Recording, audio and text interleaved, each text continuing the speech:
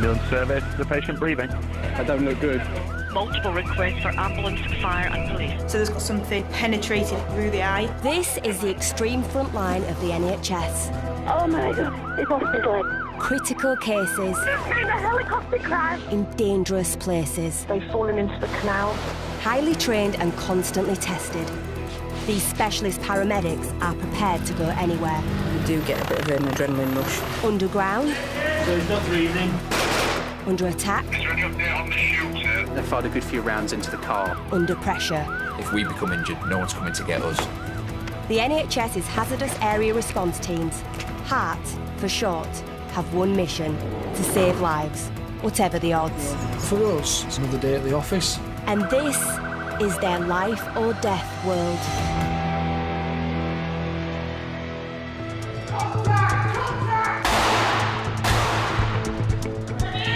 In the HART team's training house, a gunman is on the loose. So just get a bit of a kit up here in case we need to extricate the treatment. The paramedics are recreating an armed siege, and it needs to be as realistic as possible. Training for a scenario supporting firearms officers from police force with medical care for one of their jobs that they might potentially be doing. Yes, over your chest and abdomen. Yeah. Because we're trained in ballistic environments, we can provide that expert support for them. Right, I'm going to drag the other patient across. Can you keep an Yeah. Right, Sam, next one's going to be through this little tunnel here. Hello, fella. Okay. Right, come with me, buddy. Training realistically is really important for us because the more high fidelity it can be, the more exposure it gives us to these environments, so that if and when these do happen, we're as up to date and as relevant as we can be. If we're going to make mistakes, we make them here, so we're not making them out on the road. The volunteer actors at the centre of today's siege are all smiles, but the lessons learnt are deadly serious. 999 road activated. It's early evening. All right, let's go.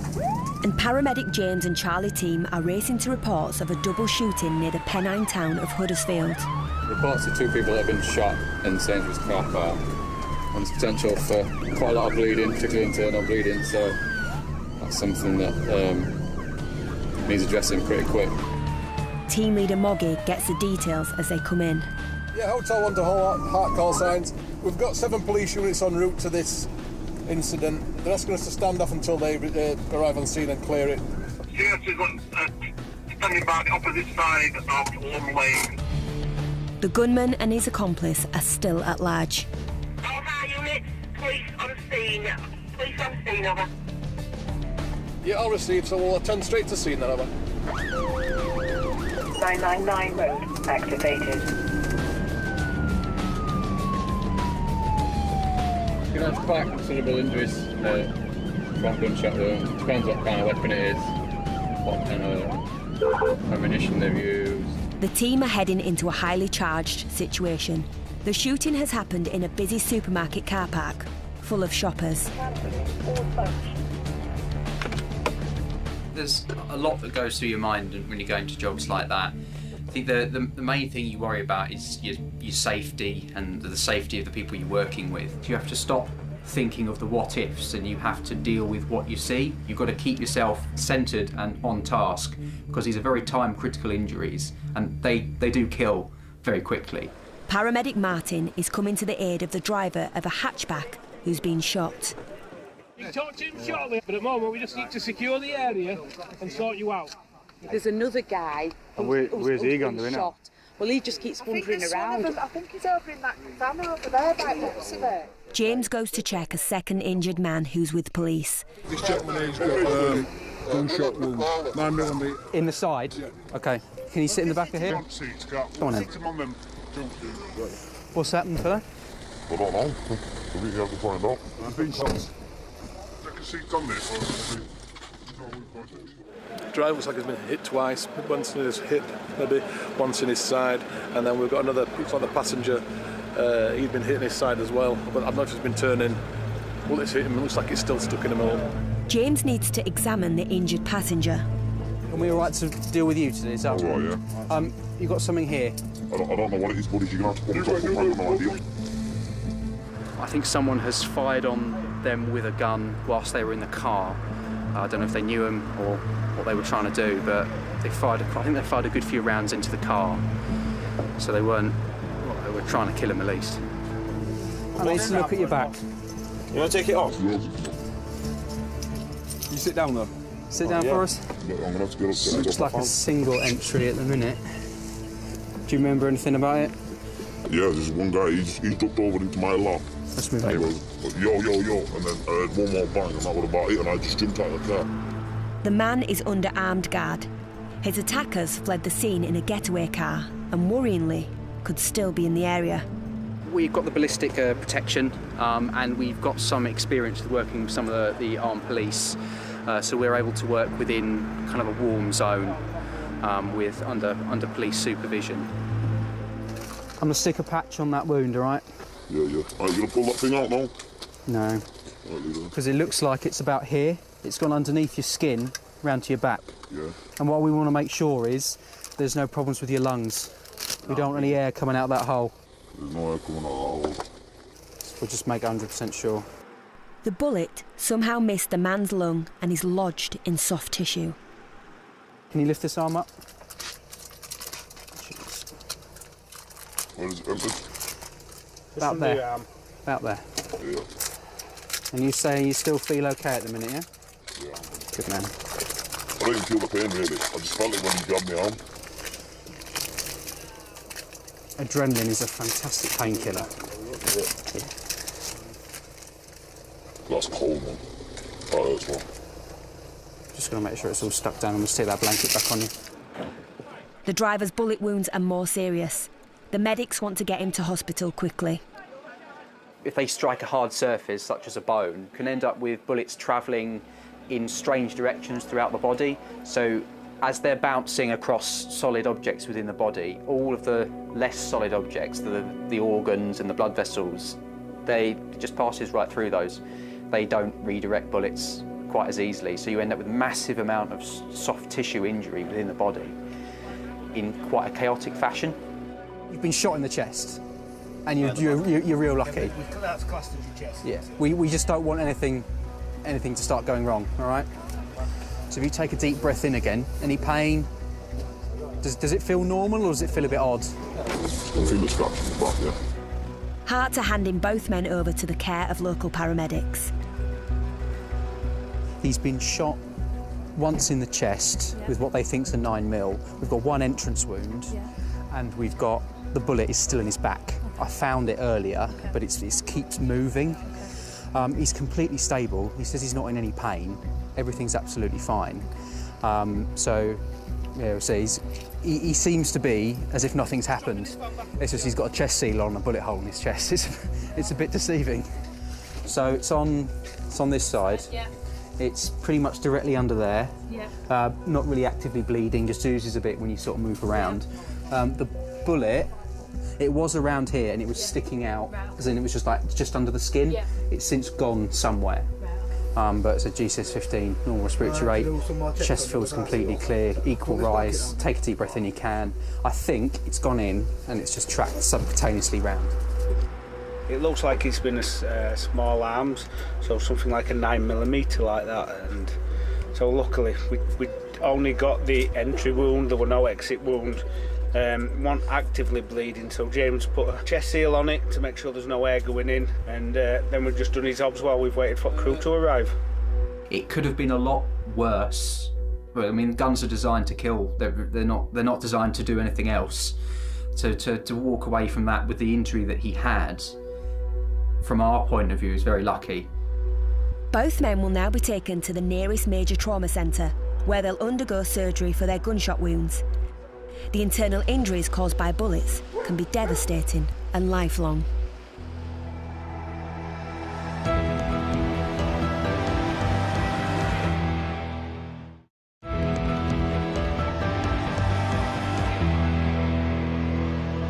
Job for all heart call signs, got a water job.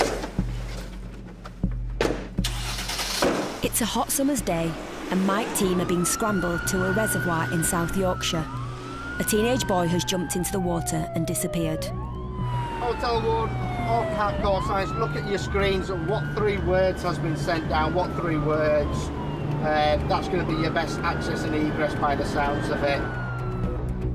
Ully Reservoir was built to supply the nearby town of Rotherham.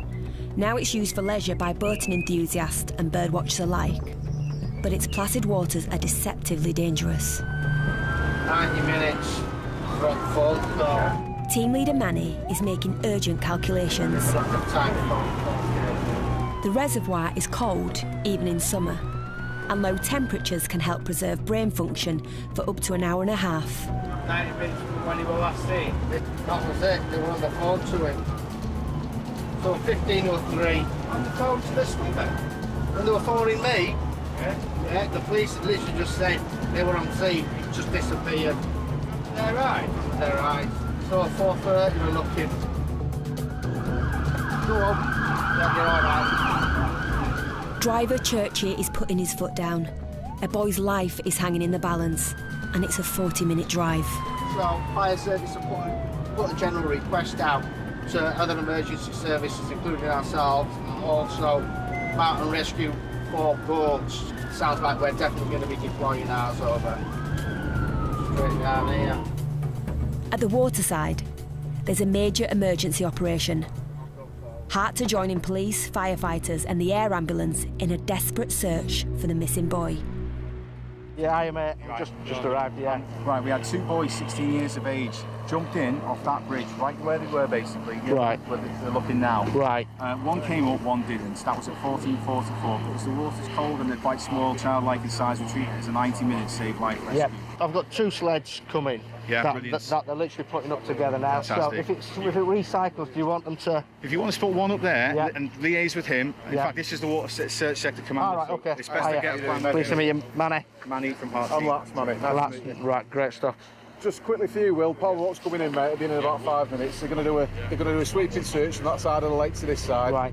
Just in case the currents are tucking. It has happened in the past historically in this lake. There's quite strong undercurrents. Right, okay. So just in case he's been carried through, they're going to do a sweeping search all the way down and then just keep recycling through, and it's like a spiral. When we go to any water rescue, there's always that hope that we can find that individual and find them fairly quick. And the quicker we can get to that job and find that patient, the better the outcome is for that individual. There's no time to lose. Paramedics Ned, Dave and James are kitted up in full dry suits. They'll join fire crews out on the water. We're going to put 1 sled down here and we're just going to put 1 sled on the opposite side. Apparently it does have a habit of recirculating the water, so there is a potential that it could be on the opposite side. While the boat team search, on the bridge, rescuers are scanning the water for any signs of the boy. You've gone all the way along this line. Right, the one that's going on the side of the bridge. All right, yeah.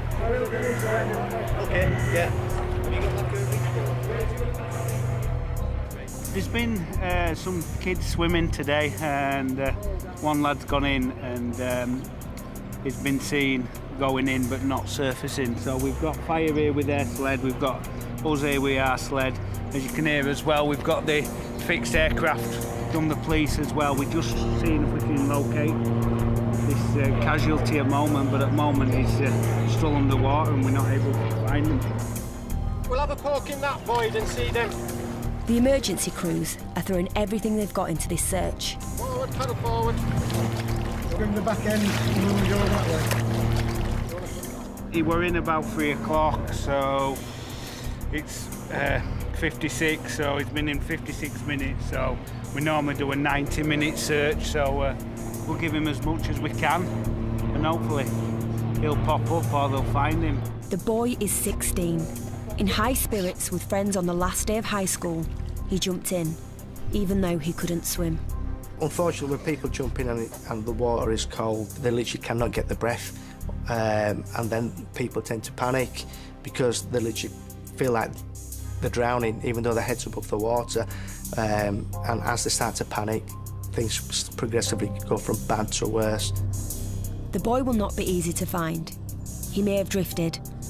Ully Reservoir is 45 feet deep with a surface area of 35 acres.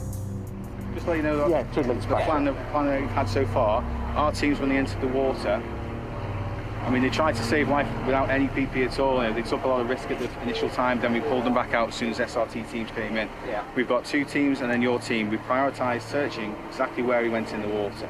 Then these arches, because they might have been sucked into them.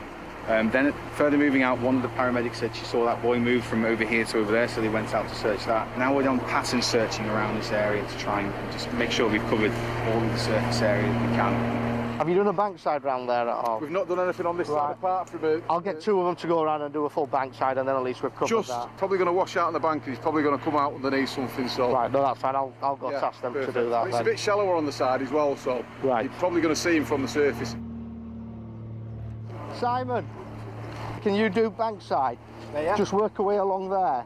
And just round there. Actually go in. He's gone in here, but there's a current that pulls him that way as well as that way. Yeah, they said the undercurrent is probably more likely to take him. So if you look, that's why we've got these guys these searching. stanchions aren't solid.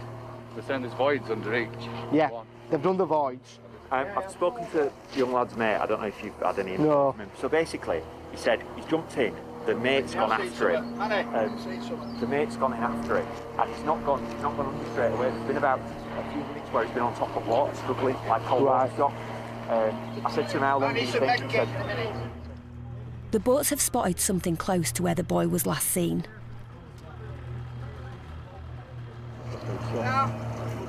On the bridge, the emergency teams can only watch and wait.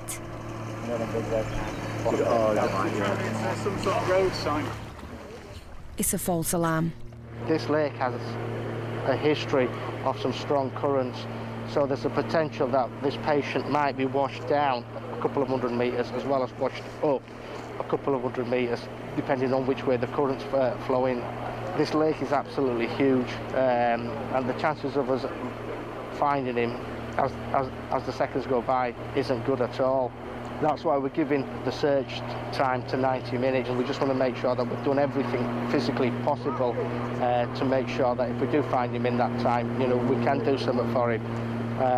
However, beyond that time, then unfortunately, with all our training and knowledge that we have, it becomes futile to do anything, because even we could give him the best care possible, the end result will always be a negative result, unfortunately.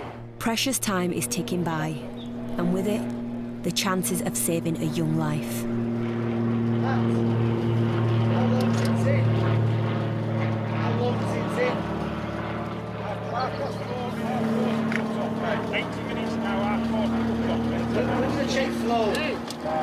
I've got a 13-year-old at home, and I bang on at her all the time, even though she's a competent swimmer. Don't go near any open water without a life vest, because you just don't know what's happening underneath the water. Hotel 5, we've walked the length of this side of the reservoir. You can get round, so we'll go round and we'll walk up the length of the other side. Yeah, Roger, thanks for that, James. At least then we've covered all that from our perspective, I like to think that we've done a good bankside search, and then we can definitely say, that we haven't found anything. Yeah, and to be honest, from where he went in, he's going to sort of drift out. He's going to hit the far bank, so we'll have a good look at this side. Roger, thank you.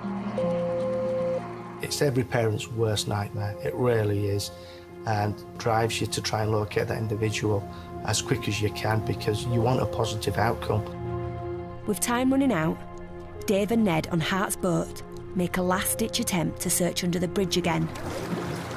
Can't feel nothing there. Can't feel old. As well as that, when that stops and goes down, it comes in there. Yeah, but that's the thing, isn't it? It's that undercurrent, isn't it? The window for resuscitation has passed. Reluctantly, the emergency crews must make a decision.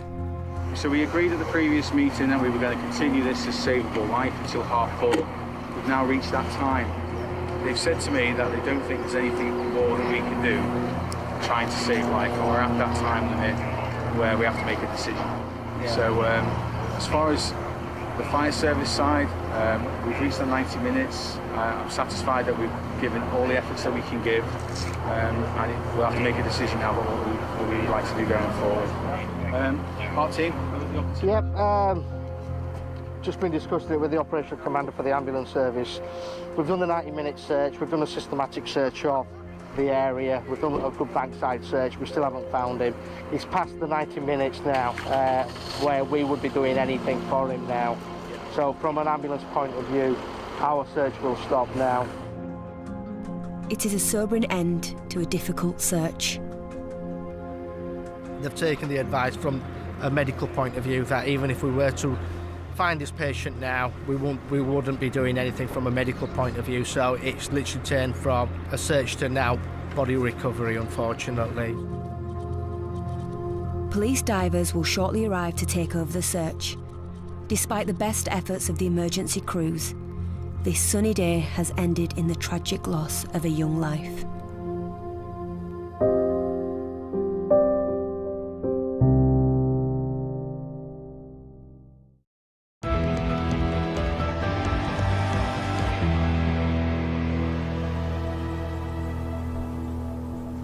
It's early morning at Hearts HQ, and Roshers is making vital checks on the team's breathing apparatus.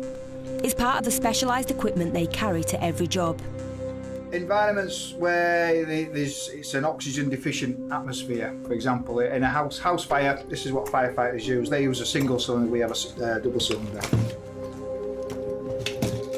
Happy with that? For the paramedics, this is life-saving kit, even if it is a little heavy. 24.8 kilos. You've got fire ground kit as well on top of that. As well, you'll be carrying stuff. And if you've got a gas tight suit on top of that, we call them boiling the bags, because you boil in the bag, literally. It's like that. And it gets very hot and very hard working very quickly. So you've got to keep on top of your fitness to be able to use this stuff at all time. The equipment is primed and ready to use at a moment's notice, whenever the call comes. In West Yorkshire, firefighters are racing to a major blaze in a derelict building. 999 road activated. Delta team have been asked to provide medical backup. I've just been dispatched to reports of a large fire at a social club. Person's reported. At the moment it's unknown how many casualties that they were expecting. We've had no updates from scene as of yet. It's sort of urgent that we get there as quick as possible, so we're expecting things like burns, potentially airway problems. There's always the risk that we might have patients in cardiac arrest, and then we're going to be treating patients for smoke inhalation. There's also the risk to the fire service themselves when they're committing into the fire. They might become casualties, and then the wider public if there's any sort of risk of sort of harmful gases or explosions. For paramedic Johnny, this job brings back traumatic memories of a similar fire that led him to receive a bravery award and prompted him to join Hearts. Driving on my way to work past a block of flats that had just started on fire, and you could see from the outside the flats, there was like, you know, clearly kids' bedrooms and stuff, so I went in like going up each floor, kicking everyone's door to shout fire.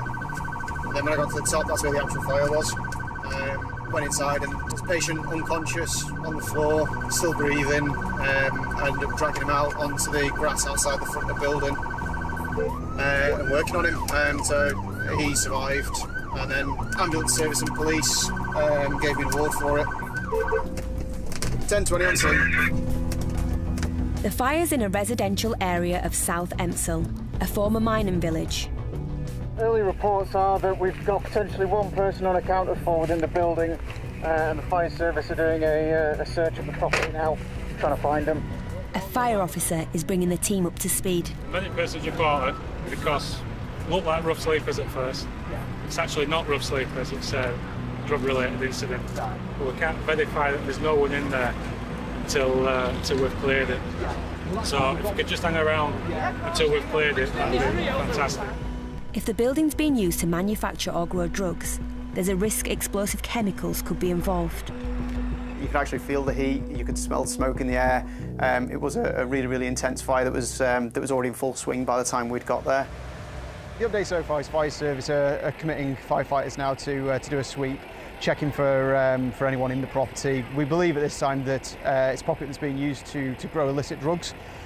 Once the fire service are happy that there's no one in there, our next concern then will just be ensuring that the smoke doesn't start affecting sort of members of the public in the area, and if there was any chemicals in use sort of during the manufacture of drugs in there. So the first priority at the moment is just to be ready for anyone that gets pulled out by fire service to start treating them. That's suddenly gone black. It has on it, yeah. And a bit below it, oh, there's flames there now. Yeah. I swear there's something that's exploded while we've been in there or something, I suppose. The flames are taking hold despite the firefighters' best efforts. I can feel heat off it. Yeah, that's only getting a lot more fuel now. A team of firefighters wearing breathing apparatus are heading into the building. It's always worrying when two firefighters will come out and they're looking concerned at it. Then, there's an explosion. Here we go. Johnny is alerting the team leader back at base. This incident just got a lot more serious. Just to let you know, there's been an update now. There's some explosions inside the building and they're pulling firefighters out. So I don't know if you maybe want to come down. Yeah, that's a Roger. We'll start running down on this one as well in that case. You know, something like that. Yeah, Roger. Fears are growing that toxic smoke could pose a danger to local people. Firefighters have had to pull away because of the risk to life. There's still potentially one person unaccounted for at this stage, and we're not 100% about what's actually in the smoke that's billowing out over this residential area at the moment. There's all sorts of potential hazards in there. The difficulty is that we don't know exactly what's in that smoke. We rely on the fire brigade, and they will try and get samples of the air and try and start working out what exactly is in there, whether it's carcinogenic or whether there's asbestos in there, and exactly what the risks are, and then we can take that into our action plan for potentially dealing with patients. Firefighters are trying to get to the seat of the blaze from above, but the flames are spreading. Have you seen how it's coming out from top of brickwork now? It was just saying the roof's going to go. After a 20-minute drive from base, team leader Alex is taking over the operation. UIC for full thing? Yes, I'm Magic going to stuff. try and find everybody. Yeah, we're just spinning up our command models now. We've got a tactical commander coming down in an ILO, just because we'd had persons reported, obviously there was explosions and everything like that. Persons reported based on rough sleepers, evidence of rough sleepers. Right, okay. He suspects they've gone. Right, cool. But you can't say 100%. What we'll do is, first vehicle here, we'll set up a kit dump there, and we'll just hang back there so we're out of your way, so we're not a concern for you being near building or anything like that in that respect. And if you need us, signal us and we'll come forwards and deal with whatever you need us for on that basis. There was a lot of acrid smoke up in the air. You could see the flames coming right out the tops and sides of the building, and the firefighters were having quite a job to get on top of it and just control the blaze. There's always people who'll be out putting it on their mobile phones, trying to get a good video of it, and unfortunately you can't stop those people, but what you can try and do is limit where they can get to for their own safety. Hart may well need the breathing apparatus the team always carries as part of their kit. We'll just keep a CAS dump here, and they're not committing, they're defensively firefighting now for the rest of it, and they reckon it's going to stay like that. So we'll stick here with kit and people for now, and then if anything happens we'll come to here. We're going to do a tri-service in 15 minutes and kind of formulate out from there then at that point. All right. So currently the plan is that we're just going to be here supporting fire service as they're defensively firefighting. They're not committing any more firefighters in because of the state of the fire that's inside the building. So we're just going to be here purely as a supportive role for any firefighters who maybe get caught in anything. But concern is growing for local people. The smoke is getting thicker and the wind is veering towards nearby houses.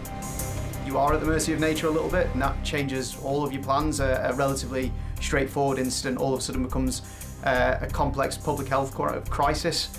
As a team, we need to be ready to respond to that. So that's from what personal protective equipment we're wearing, and then the public don't have that protective equipment at all, so we need to be ready to be able to move them, to potentially need to vacate the properties. Wind direction's changing, isn't it? Yeah, so I was just looking out there and it's starting to creep a bit more around this side.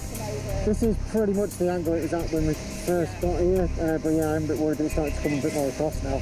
It certainly makes things more complicated for us if there's reports of a drugs lab involvement because of the potential chemicals involved. If it's just a premises that's on fire, then that's kind of fairly standard and easy to deal with. But because we've potentially got a lot of chemicals in there for drug manufacture, we need to find out what those chemicals might be.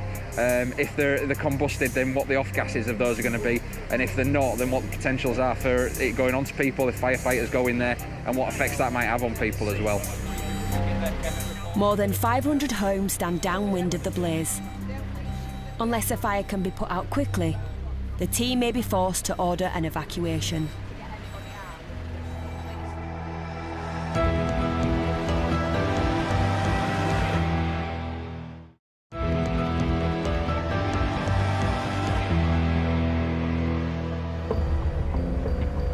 In West Yorkshire, a derelict social club that had been turned into an illegal drug lab is continuing to burn.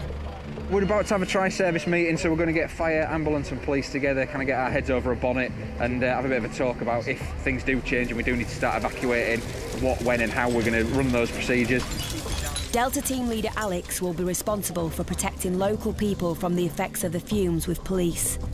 Obviously, wind blowing that way, I've done the firemen for the smoke pulling and where it's going to go. I think just from our side, from a hazmat perspective, we could do with knowing potentially what's in the smoke, contaminants-wise, and if it's going to be a likely risk if it does change direction, just so we can inform PHE. So that's just a screenshot I took earlier, so that's blowing in that direction over mostly open field. I don't know what's further. I think best advice is probably like you've already said, keep windows and doors shut. If anyone's starting to report symptoms, then we deal with that as it comes in. So far, emergency services have been lucky. The wind has been blowing smoke away from the village. Experts at Public Health England are about to be told about the danger to health. The plan is just to continue as we are, just stay here defensively. Only real concern from our side of stuff is if wind changes and smoke starts coming around, but Chemet report seems to be pushing everything that way. It's more just the fact that the smoke's cooling, so it's not rising now, it's just running kind of along the ground. Only other real concern is if it does start swinging, we're going to have to get members of the public who are being nosy right back fast. Yeah. The seat of the fire is being brought under control, allowing firefighters to get closer to the building. But the community is still in danger. The wind was pushing all the smoke quite a way across. It's then spun to kind of come straight past us for a little bit, but then it's spun back again. So we're just aware of the effect that that could have on both members of the public and residents within their own properties. We have got a couple of residents who are refusing to leave, so we're just having to be kind of cognisant of that and the fact that they're still there if anything does change again. You've got enough water to feed both areas. All right, mate. Firefighters, they're managing to get on top of it quite well. They've had what's called their aerial ladder platforms, which are quite big, tall platforms, big pumps on the top of them, to be able to get the water coming down on the top of the fire rather than having to try and break through the walls and doors to get in. And that seems to be managing it quite well. They seem to be getting really on top of the fire now and containing it defensively. We're still not 100% sure as to whether there's anyone in there or not at the moment. At last, there's some good news. Fire officers have carried out an analysis of the smoke. Had a really good chat with HMPR and we've done the Chemet stuff. It's classing it as low risk. So I think we're happy with the windows and doors closed. Don't think there's going to be any requirement to evacuate. They're going to keep us here for now. I think we might be looking at freeing you guys up because they're scaling some of the firefighters back and down, but just while they're firefighting still. They're not going to be committing in for the next couple of hours to do any body searches. The worst of the danger is past, but onlookers are still breathing in toxic fumes. Guys, it's literally just what's in the smoke, that's all. If you can just get out of the smoke, that'd be brilliant. You know, it's just for your own safety. Cheers. The fire service have pretty much got on top of the fire now and they're standing us down, so we're going to wind down and head back to our base.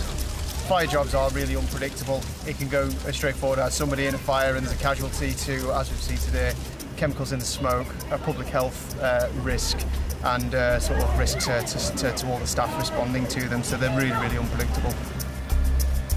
For Hearts, the danger is over, but for the police, the work has just started. They are now hunting the owner of the drugs, and fire officers are trying to establish the cause of the blaze.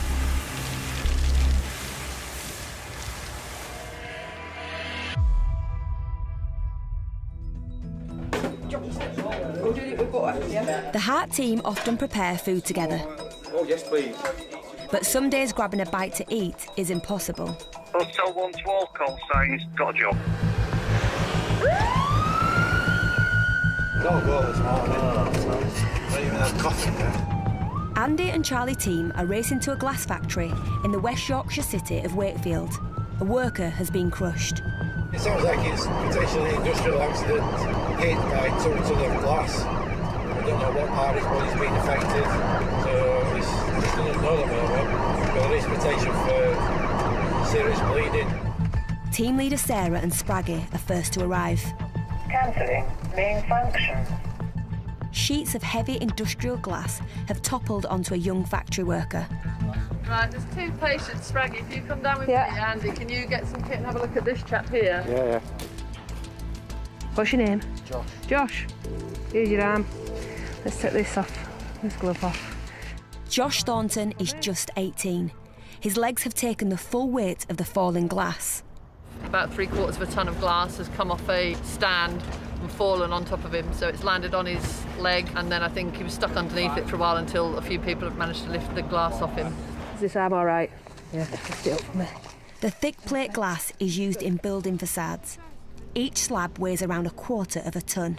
I don't want you to do it too violently, but can you bend your knee up like that? That's as far as it goes. Okay.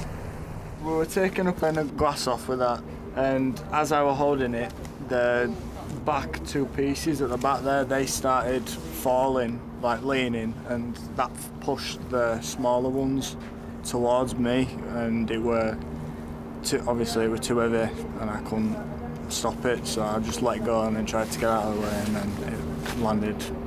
My right leg was underneath my left leg, and my left leg took all the impact from them 3 panels. Did it hit you sort of on your chest, or what about up on your hips up here? No. Just got your legs. Just this from here downwards. Okay. Andy is treating the older patient who has back pain. Is it bang in middle at bottom half mark? Yeah. Anywhere else? How did it come down on you? Can you remember?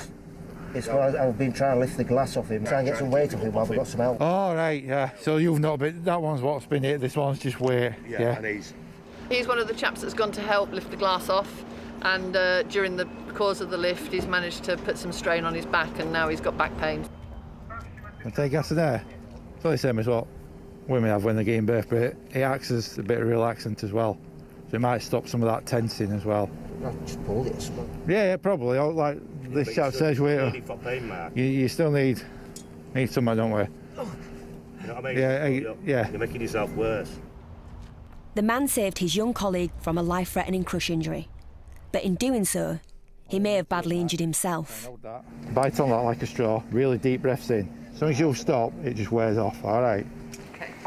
So I'm just going to feel down here, okay? So does this all feel all right? Yeah, all absolutely fine. I don't think, from looking at it, it doesn't feel like you've broken the big bone in your leg, to be honest. It looks more localised on this side. Josh's pain is getting worse. He's going to need some intravenous pain relief. It's kinked, it's hit a vein, it's hit a valve, look. Not very good veins, Josh. I know. Normally do. Transparent veins. Normally haven't. Andy's patient doesn't want to make a fuss, but the paramedic suspects he has suffered a significant back injury. Does it go anywhere else, that pain, or is it just in the middle of your back? It's just in my back, I think. Just in your lower back? Don't go down your legs, no shooting pains, don't go down your legs? Yeah? Bit of thing, but it's just above tattoo? Yeah? Right. That's not going to go away, man. No. It's all right until he tries to move, and then you can tell with his face. Don't try and stand up. Don't try and stand up. It's Josh's second day working for the glass company. His new job may have left him with serious injuries. If we just try and put it in the back splint and then just tie, I mean, I wonder whether it's more knee than, but let's try and get the back splint on it. Yeah. And then... We lift his leg and slide it under. Hopefully won't get any glass. Just going to lift this a little bit. Crush injuries can break bones and damage muscle, veins and nerves. A vacuum splint will immobilise and cushion his leg. Not sure whether it's broken. It's a bit hard to tell, to be honest, so he'll need to go down for some x-rays. Don't think he's fractured his femur. He's got a little wound from the glass, but to be honest, he seems like he's come out of it a lot better than he could have done. Ambulance is here for your mate now, anyway. He's adamant, he's all right, but when he tries to move, you can tell with his face he's not. Yeah. Ideally, we need to get that back checked out, mate. He can't stay like this, can we? Time is crucial in treating crush injuries. Sarah is keen to get Josh to hospital. On 3, 1, 2, 3. With a bit of gentle persuasion, Andy's patient has agreed to be taken to hospital. He's tried holding the weight of the pane of glass. He's been bent over trying to hold that weight to stop his friend getting crushed. He's held it for as long as he can, and then his back's gone. The crew's just going to take him now just to get him checked over at hospital. See if he's pulled a muscle, potentially slipped a disc, something like that. Both men will now be taken to 2 local hospitals.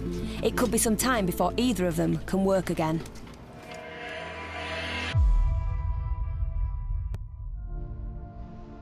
A few hours after the team left Ulley Reservoir in South Yorkshire, police finally recovered the body of the missing boy. 16-year-old Sam Haycock was the much-loved son of Gaynor and Simon. I was actually on my way home and his mum phoned me to say, you know, there'd been an incident. By the time I got home, I'd got police waiting and they explained he was missing. We had 2 or 3 hours waiting, just sat waiting and waiting for news. It's indescribable. It's like your life's just stopped. Everything's stopped around you waiting for that phone call. Sam's parents have struggled to come to terms with the death of their young son. Sam was a very happy-go-lucky boy, mischievous, but very respectful to other people when he were away from the house. Full of life, looking forward to his future, very energetic. Time's gone on, we've learnt more about what's happened and whose decision was it to jump in first. And Sam's lost the game of rock, paper, scissors. So Sam's lost. He's, you know, he won't have hesitated. He would have done what he, you know, what they promised they were going to do, and he would have jumped in. Sam was one of many who have lost their lives in open water this summer. Despite their loss, his family have created a charity in his name to campaign for water safety. We decided to set up Sam's Army's mission in his name, ultimately to try and save somebody the grief that we've been suffering. And the pain, we want to stop that happening to other people. And if we can save one life, that'd be fantastic. But if we can save and make the awareness around here so that more people stay out of the water, even better.